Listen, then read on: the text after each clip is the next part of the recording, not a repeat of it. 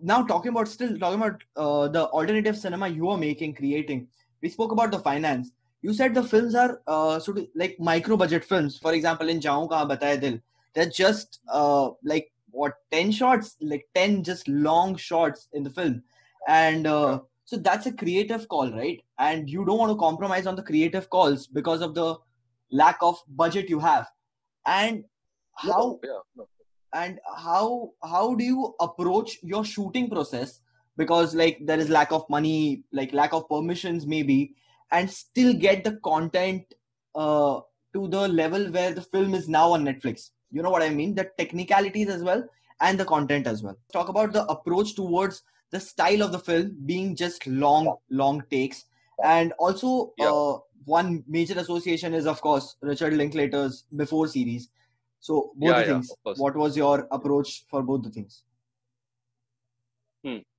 So, let me go for the Richard Linklater Yeah, one because that yeah. is related, I think, more to the content. Ha ha ha. And the second Then question it's you're asking, technicality. yeah, Marine Drive is more of Hmm. production and Yeah, the look or whatever, yeah, yeah. stylistic approach. So, again, it came as an attack. Jaun Ka Badal, as I told you Yeah, before, Call and Jaun yeah. Ka Badal. So I wrote that, and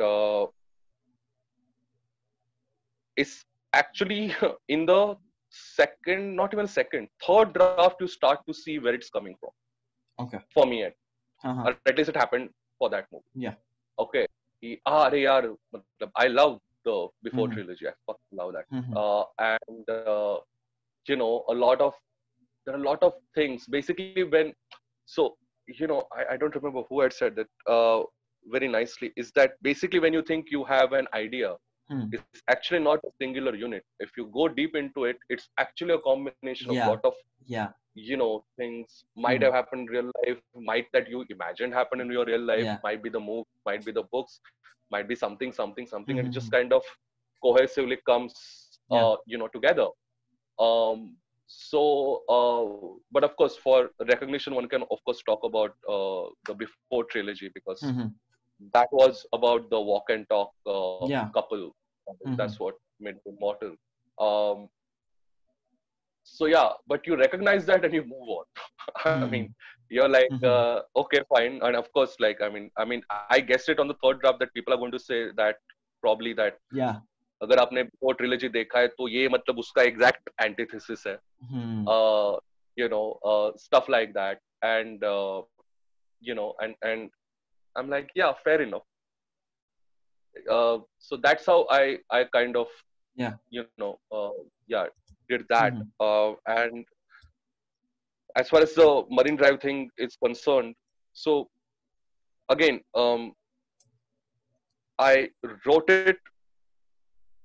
I assume that's of course not like for the lockdown movie that I've made Yeah. right now, where I wrote like properly what we can't do and all Ha that. ha ha. But I think for Jaunga Badal, I kind of probably it was at the back of the mind the kind of things I cannot.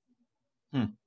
Okay, Okay. and it's very great that uh, you're not thinking about it ahead and you write the whole thing Hmm. and you look at it like, oh fuck, it's possible now to do it Hmm. actually. And of course, I mean, permissions, what? Kidney बेचना पड़ेगा मेरे को. Forget that.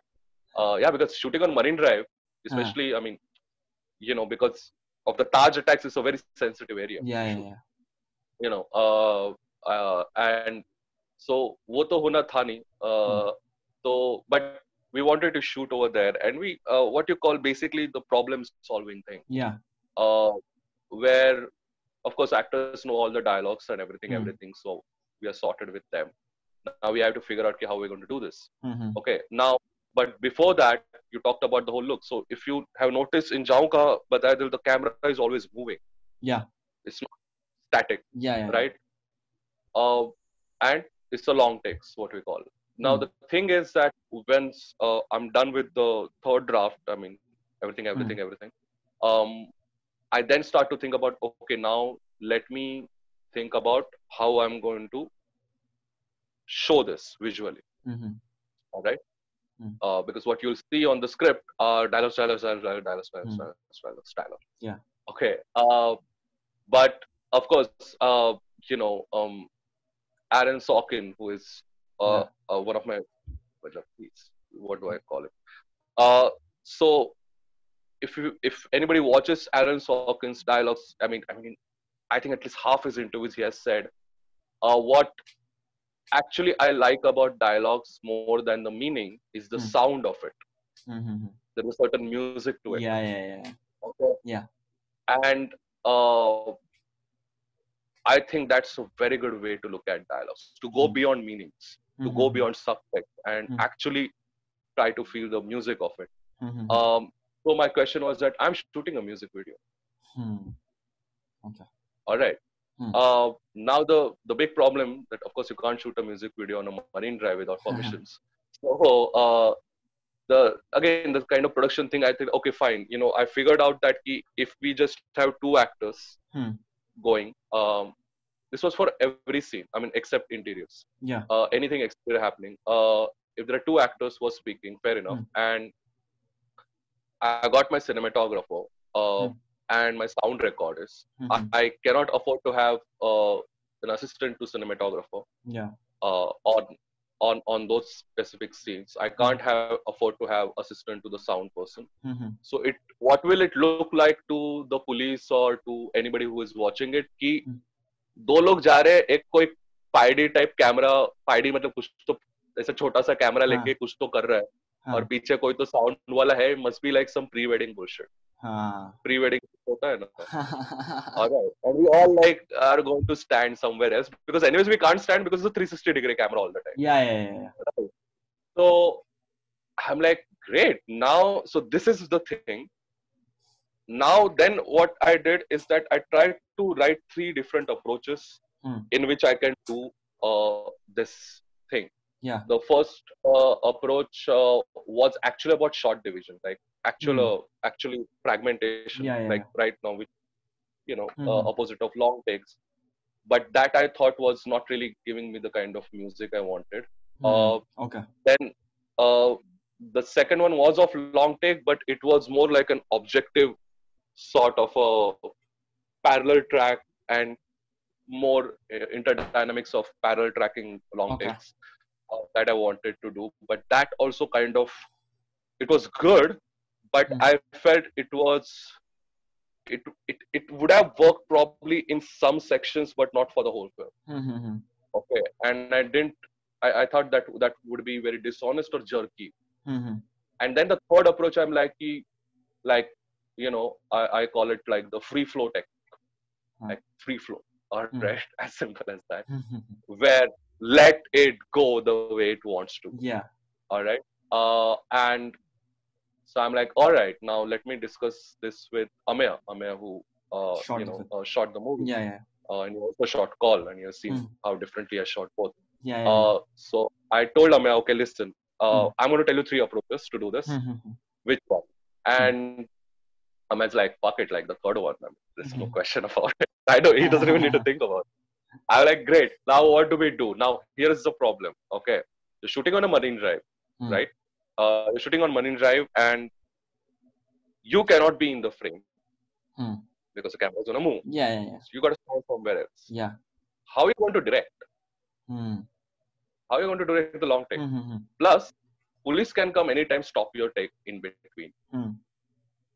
Right? Yeah. Plus, so I mean, so many other things. So what I did, I really liked one of the things that, I mean, this is again, I'm just talking, when I give examples, I'm talking about the fundamentals, the principle behind what I'm saying. So Terrence Malick had given Lubezki for The Tree of Life, Terrence Malick made, great movie. Lubezki was working, I think, for the first time with him, maybe. Already worked? No, I think probably the first time. So Malick gave him certain kind of instructions. Okay. कि ये होना चाहिए या फिर ये नहीं होना चाहिए. One could be ये होना चाहिए, नहीं होना चाहिए. Okay. And all the other kind of things you have to feel, and I'll trust your judgment about shooting it. Yeah. Okay. And if I don't like it, then I'll tell you. But you've got to. It's just like what you tell actors sometimes. Okay. So I told Lamya that, okay, fine, these are the kind of things that you have to avoid. There are certain specific points where you have to get me a close up of the actor who is speaking for particular dialogue. Yeah. Okay, now how is he going to do that? The only way to do that for Amya is this, that uh, he has to have headphones. Okay, and he's listening to the dialogues while he's shooting. Okay. And he has to respond to it like that. So he had a camera on Zion Crane 2, which is again excellent. So he was handling that while focusing. He was listening. While focusing, he was listening and he was responding while keeping what I told him. Okay. So it was that kind of thing. Okay. Yeah, it was much easier for us in the interiors, like lodge scene and all that. In terms of shooting, of course, it was a harrowing experience for all of us because of the content of the scene. And that's why we wanted to do it as fast as possible, and really, really be proper about what we're going to shoot. So yeah, so you sort of go with. You mentioned like the difficult scenes. One question I had was about the casting process. Like one of your collaborators is Rohit Kokate, and what a great performer. But what is your in general, like what is your casting process and what is your process of working with actors? We'll come to difficult scenes, but in general, what's your casting process and working with actors? Again, it has differed from the first film to the second film to the third film, so I can't really speak in general. So let's specifically talk about Jaun Kahan Bataye Dil, then we'll talk about Call and the short films. Okay. Yeah. All right. So Jaun Kahan Bataye Dil was, of course, I think on the third draft, of course, and I told Vinay Mishra that this is script, and it's like, okay, fine, let's go ahead. So our casting process began. Yeah. And I first, of course, thought of Rohit Kokate because I know he could play it. I knew it. But I still all right, I worked with you, la la la la la. Give me an audition. Okay, so I sent him a scene, and he gave a horrible audition. He gave a terrible audition. And I'm like, fuck you. You're not definitely doing this. Fuck it. And then I started looking for actors to play this, and for one or the other reason they were not working. There are many criteria in casting. Yeah. But one important criteria, I mean, this character is so truthful while he's saying whatever he's saying, no matter how fucked up he is. Yeah.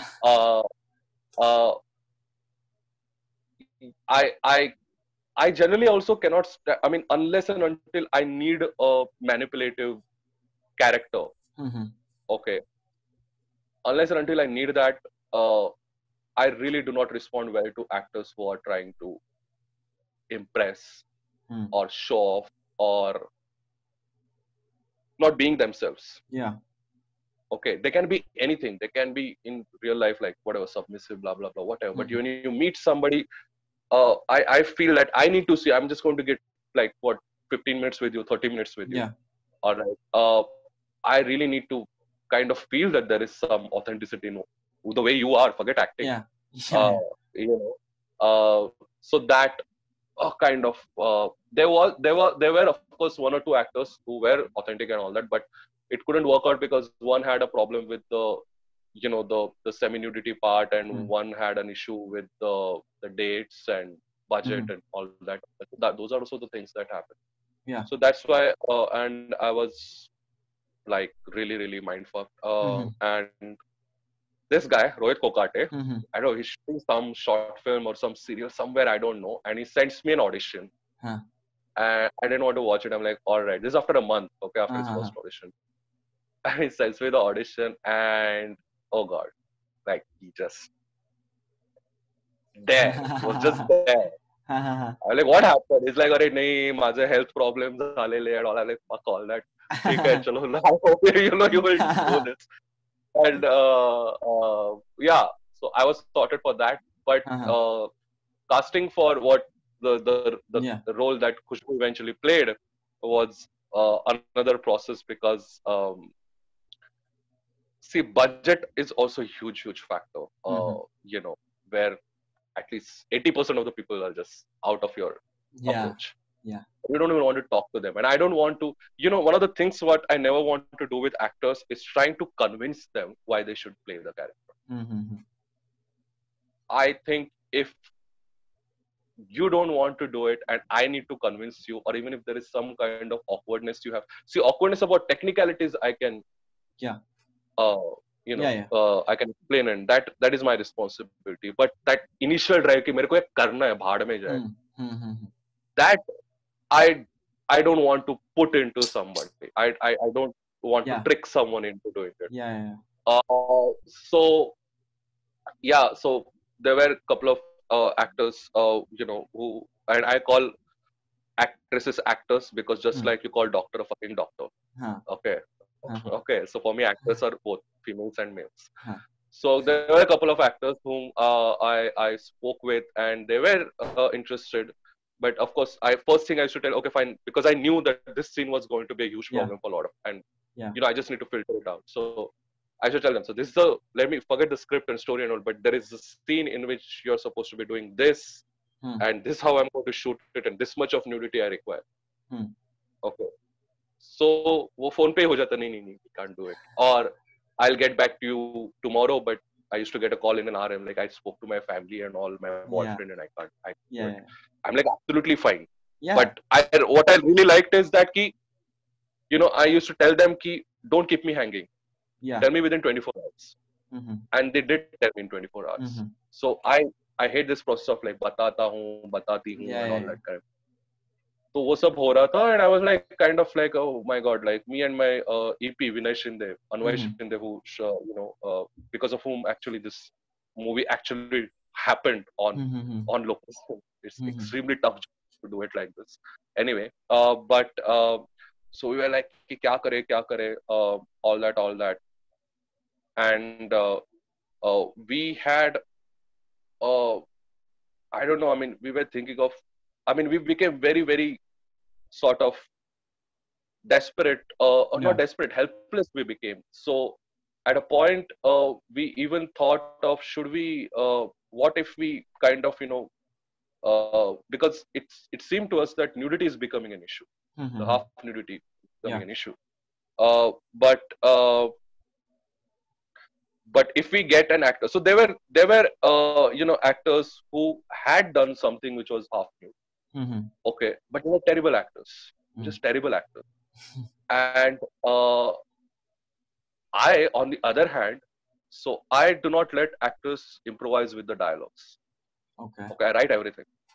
Okay, because especially in long takes, the problem that happens is that the actors, first of all, have to be really good writers in order to improvise well. Okay, and you might have seen in, I don't know, where actors are improvising, and after a minute or so, they lose their chain of thought. Yeah. They don't know what to speak further. Right? And director has to like cut to some other guy who's improvising and shit like that. Okay. And that's not what Martin Scorsese did in terms of improvisation. Okay. One should read really Thelma Schumacher's interview about how actually they improvise, but while shooting, they were not improvising. Okay. So anyway, yeah. So वो तो होता ही है अपने यहाँ पे. So I needed somebody to remember dialogues. Almost exactly for like these long takes. Yeah. Respond to the co-actors' dialogues. Okay. And fucking act. So by itself, in terms of acting, is like really, really high step. All right. And I was like getting mindful, this, that, and blah blah. So Samira, my wife, she and I, we both studied in FTI. Okay, I dropped out in the third year, of course. But so she was here. She had come from Azerbaijan, and she saw like me getting like really, I don't know what to do. She's like, what happened? So I told her this thing. She's like, okay, fine. So let me just. Khushbu is online. She was on Facebook. Okay, Samira was on Facebook doing, and she's like, let me ask Khushbu if she knows an actor who can do this.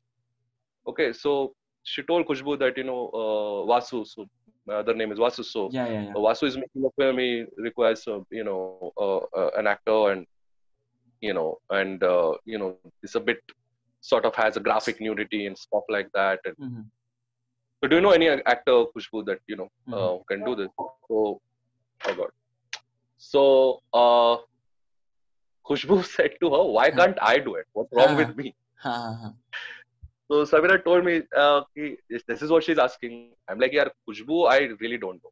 Like, I know she's a very good actor, but Mhm. I really didn't think about her at all. You know, I don't know if she has that much of audacity or not to do Mhm. this. Because it requires different kind of audacity to play a Yeah. character like that. Yeah. Yeah. You know, without being awkward, without being that. So anyway, so I spoke to. I'm like, okay, I'll just speak to her over the phone. I'll tell her, and she Yeah. will probably say no. Hmm. But no, she's like, yeah, it's fine. I think she said that if it is required in the script, and uh, I mean, she's very evolved, Hmm. basically, and she was like, all right, if it's required in the script, so let me read the script, and if it's there, then it's just like doing anything else, Hmm. like pani pina and like all that. It's for her, it's equivalent. Hmm. Whatever is not, like, even if it's a small activity which she doesn't feel is justified, even it could be like you're eating a samosa, Hmm. then she would not do it. I mean, she will have an issue with doing it. Yeah. Yeah. But even this thing, whether it's a sexual act which is required in the script, then for her it is just like eating a Yeah. Yeah. samosa, which Yeah. is Yeah. justified. Okay. So I think that's a great way to think about. I Hmm. don't know how many people even think about it, not just in acting but otherwise also, Hmm. in terms of our other departments in the Yeah. film. Yeah. So she read it, she got on board, they rehearsed and all that. Hmm. That's how it happened. Okay. You made Tat Paschat in FTI, right? It was And the second year. yeah, and after that you made a bunch of short films before Call happened. So was that the process of you discovering yourself as a filmmaker, brushing up your skills, or was it just that in this format the stories came to you, like in a shorter format? Yeah. So no, so I made short films before FTI. I mean, I don't know which ones you're talking about. Like for example, Zero by Zero, Ha ha ha. uh, and Proposal. Okay, Ha. they both Proposal I made in the first year when I was in the first year in FTI. Okay. Okay, Zero by Zero, I think when I was at the beginning of the second year of Okay. FTI. Ha ha. So I was doing my own short films while doing the exercises of FTI simultaneously. Acha. Okay. Mm-hmm. Yeah, and I was also doing. I'd also done one or two short films before coming to FTI, Mm-hmm. and I did a short film after I'd finished Call, Yeah. shooting, editing part, and all that, which Yeah. was Yeah. after I dropped out of FTI. Mm-hmm. So yeah, I mean, it's listen. I like movies. I like telling stories. Mm-hmm. Okay, I like to find out how the fuck did he do that. I'm not. I mean, of course, once you get past that phase where you Yeah. watch a movie or a series, कि क्या काम किया है यार, क्या थोड़ा है यार, ये वो, Huh. all that shit. Huh. Okay, whether it's Tarkovsky or David Dunn doesn't fucking count. After that, you got to be interested in how the fuck did he do it, or how did Mm-hmm. the fuck did he go. Mm-hmm. This is the part what Yeah. I think kind of, if it naturally stimulates you, then nothing like it. Then you're Mm-hmm. saved. Yeah. Doesn't matter wherever Mm-hmm. you are. Mm-hmm. Okay.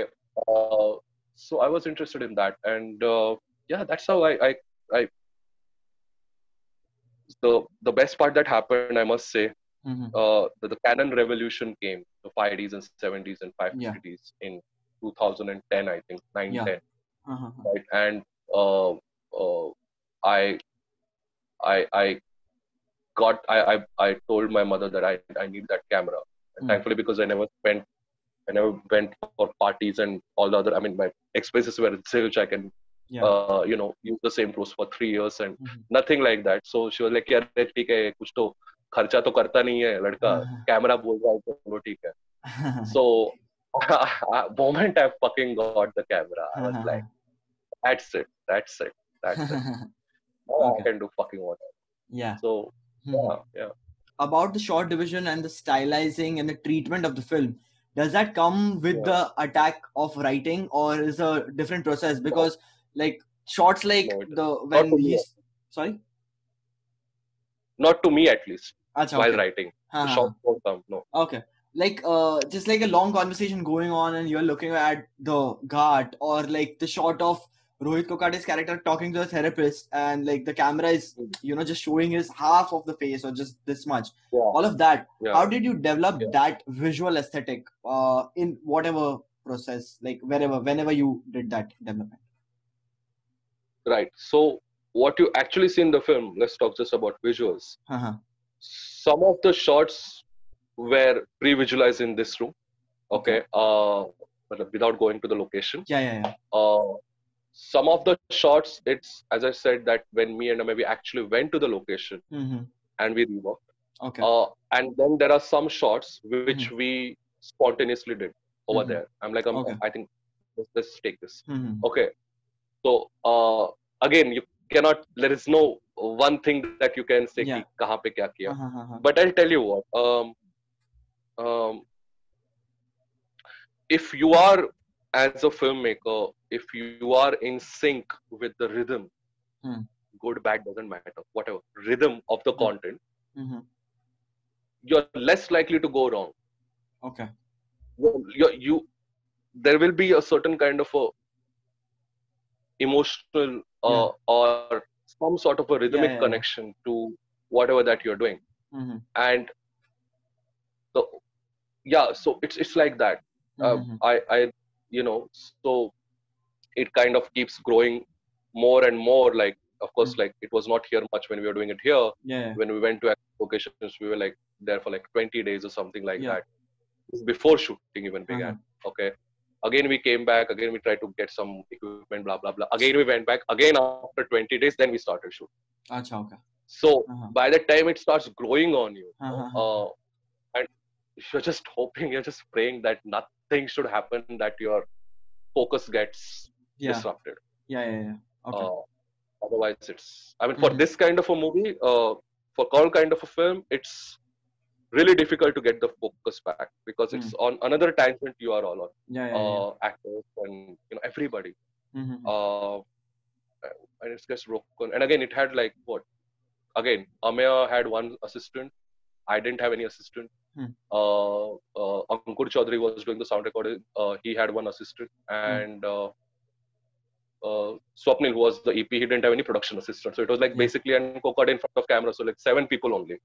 So again, it was the same thing. Yeah. All right. Okay. Yeah. And but like, yeah. Continue. Yeah. If we are talking about the kind of movements in that kind of a budget, because I shot it on 70. And so there's this pretty cool guy called Nakul Sood in Delhi. Okay. And it's horrible of me to forget the name of his company. But Nakul made a lot of interesting things, like, a track, like 5-meter tracks on which you can put a tripod, which is on wheels, and you can put a 5D and you can take stuff like that. He had a car rig, which was very interesting. Because of that also, I could actually dare to imagine certain camera movements. Because that's what I'm trying to say. Equipment's production mechanism is so interrelated to aesthetics. One cannot just talk about aesthetics without talking about it. Okay.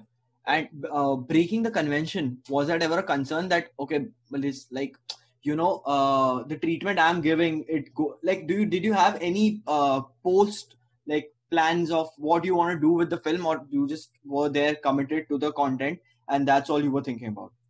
No, I didn't have any plans what to do with the film. I'm like, वही बोल रहा हूँ ना कि मर गया कल तो रोहित कोकाटे का वो शॉट लिया तो मर गया कल तो यार Okay. So no, I didn't have that. And I tell you what, I mean, again,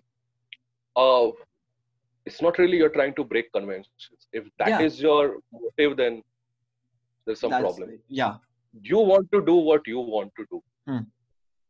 If that ends up in following conventions, or it ends up in bending them, or it ends up in breaking them, that's a byproduct.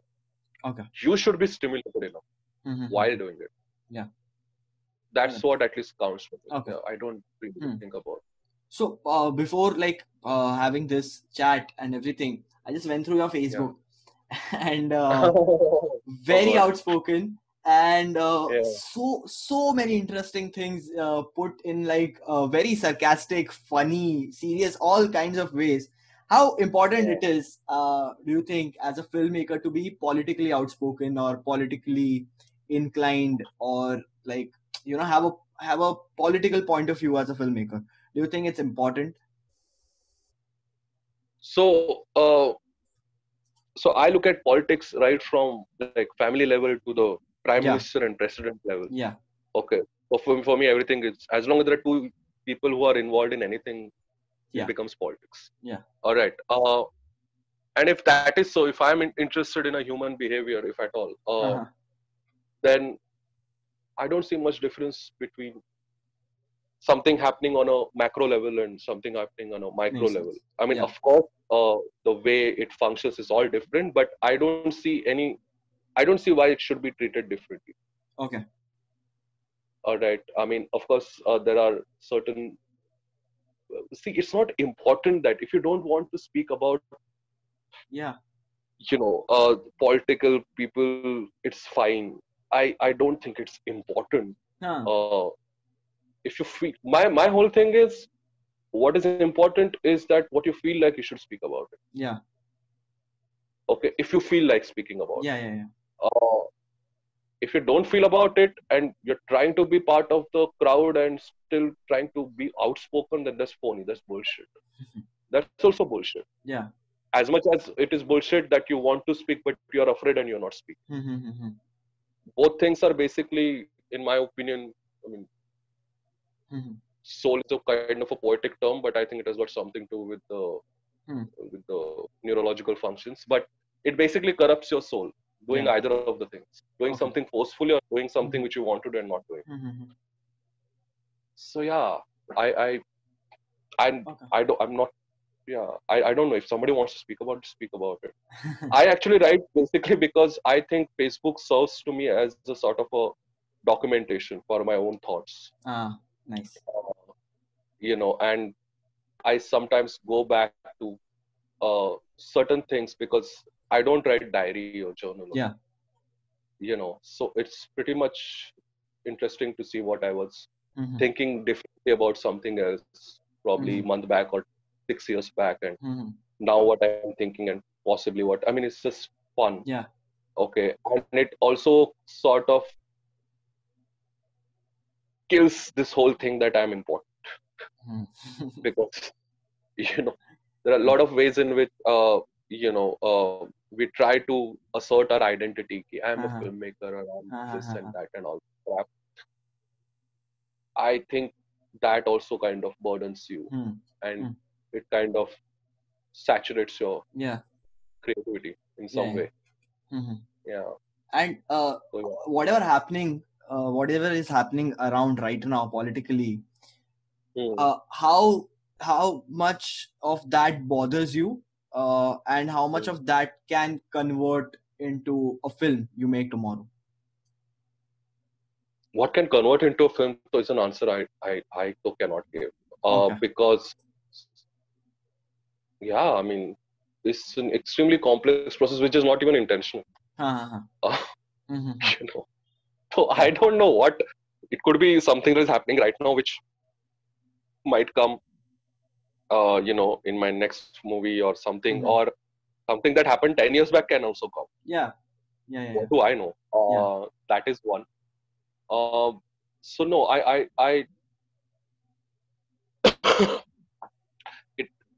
it doesn't, not at least in terms of creative expression, I don't I cannot really predict anything about that.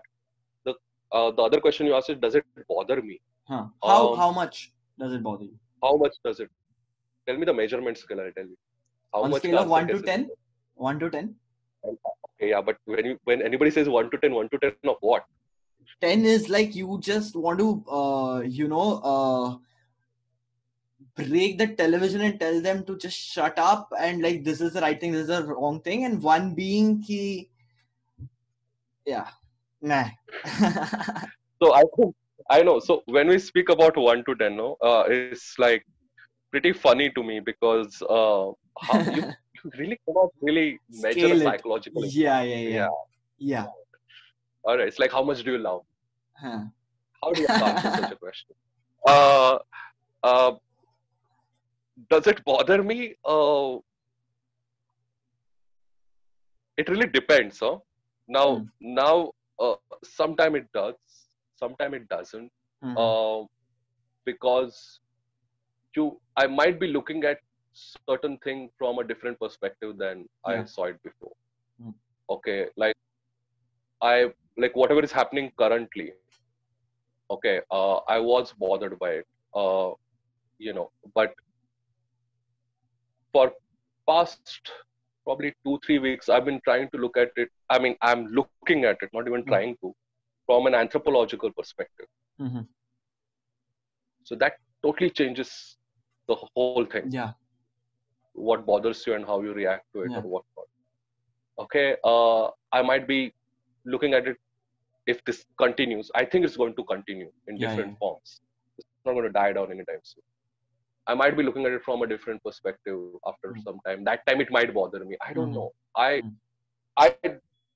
do not go with one kind of particular worldview. कि इसी के साथ जीना है, इसी के साथ मरना है. Because I think it's very boring to begin with.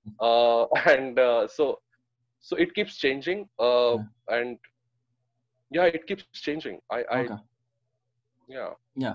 Okay. And like going to the last question, which is that the alternate cinema, the experimental cinema, where does it stand right now in India, especially, and where is it going according to you?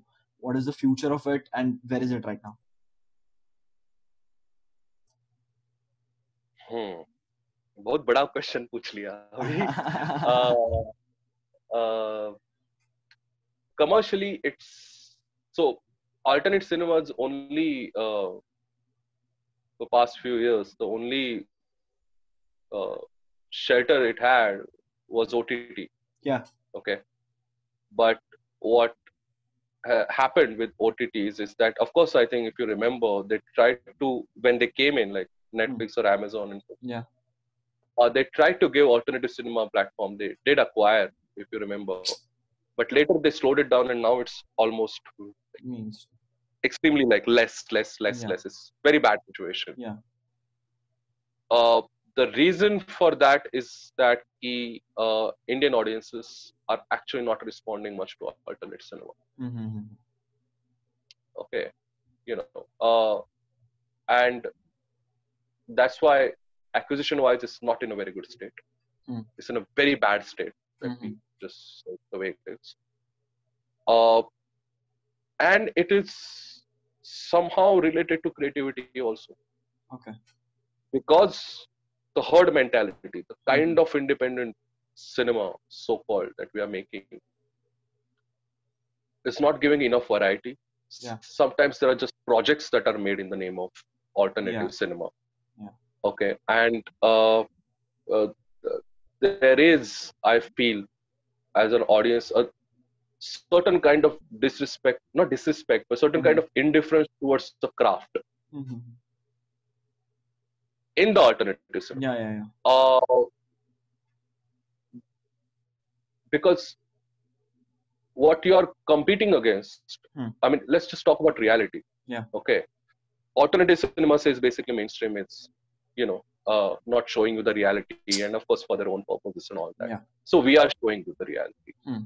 Then the people are going to expect, what are you going to show us in reality? Now, what is people's context audio-visually for reality is news channels. Okay. Yeah. If you look at news channels, of course, most of them are fucked ethically, journalistically, but there is great energy in whatever that they do. Yeah. Okay. I'm not talking about the texture of energy, distorted energy, dark, blah, blah, bullshit, whatever. I'm talking about just force. Yeah. The force at which the things come. And they're doing actually real people. Yeah. These are real people. They're not actors. Uh-huh. I mean, they're better than actors, honestly, but they're not actors, okay? Yeah. Whatever that they're doing. You are competing against, and this is a post-truth era and all that, because you can't be really sure about this Rashomon, basically, the whole era.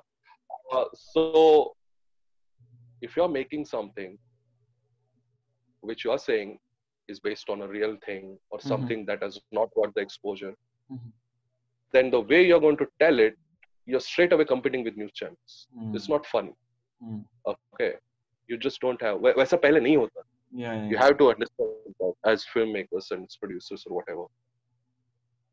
And your whole point is what? Like the reason why you're doing it,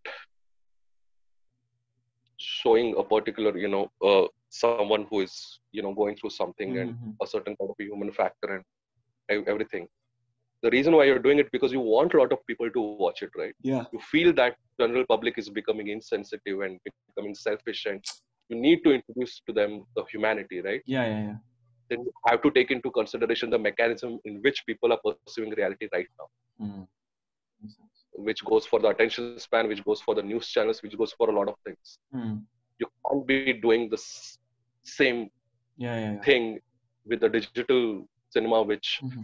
some people have done it much more brilliantly in 70s with film cameras. Mm. And that time also context was different. Yeah. Okay. So, and so creatively, I think also it's very saturated. Mm. And commercially, so one can keep blaming the one side, can keep blame another side can blame another. But right now, I think personally is that this COVID situation. Okay, the like Fauci gave an interview, or not Fauci. Uh, what's the name of the WHO head? About his name. Was it WHO head or was it? Oh, I think I forgot his name. So he gave an interview yesterday where he said that the theaters are not. Yeah. I mean, it's going to be till 2020 probably, and 2022 also depends on, and we don't know the vaccine and all that. So forget what is happening in US. In India, the theater chains are already into huge financial losses. Yeah. Okay. And like right from PVR to Carnival Cinemas and Inox and all of them, unfortunately. And we don't know when they're going to get open. Yeah.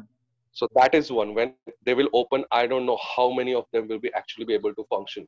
How many screens? Yeah. Some might even get closed down completely. Okay. Now on top of it, there is this whole thing about Bollywood that is happening. Right. People are, for whatever reason, there is a significant number of people who are genuinely angry with Bollywood. Yeah. Okay, you can talk about how they have been manipulated, you can talk about ideological difference, all that, but the matter of fact is that they are angry. Okay, and they are not. I mean, it could be. I hope. Maybe my prediction might be wrong, but I don't. It doesn't seem that they're going to forget it that easily. This thing. Because of the lockdown situation. Normally, lockdown नहीं होता तो कुछ हो जाता है. आप एक हफ्ते में you jump to the second thing, the third thing. You go for work, your personal thing. Now you are like almost like sitting, and this thing is coming. It's getting implanted. Yeah. Okay. So whenever the theaters will open, I mean, of course they'll open in between, and probably virus will attack again, and they might shut it down, whatever. But when they will properly open, probably after vaccine and all everything, or just the virus dies on its own. Yeah. Or slows down on its own. That time it would be pretty interesting to see what is going to happen to the mainstream movies that will come to theaters.